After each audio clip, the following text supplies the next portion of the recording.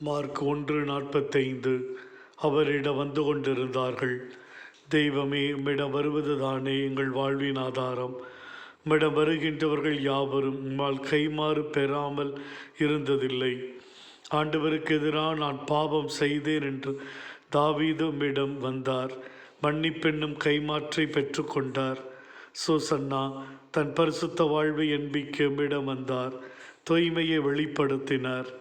அரசு அலுவலர் தன் விசுவாசத்தை வெளிப்படுத்தும் இடம் வந்தார். மகனுக்கு சுகத்தை பெற்றுக்கொண்டார். சமாரிய நகர் பெண் குற்றமுள்ள நிலையில் இடம் வந்தார். சாட்சியாய் மாறினார்.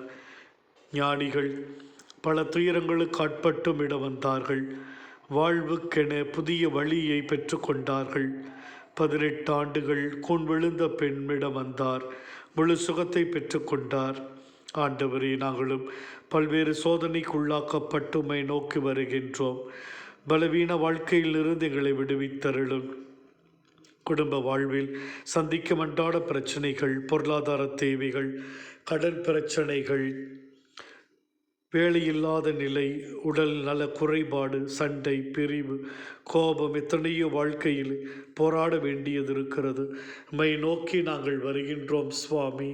எங்களுக்கு நல்வாழ்வு நிம்மதியும் தந்து எங்களை வழிநடத்தி அருளும்.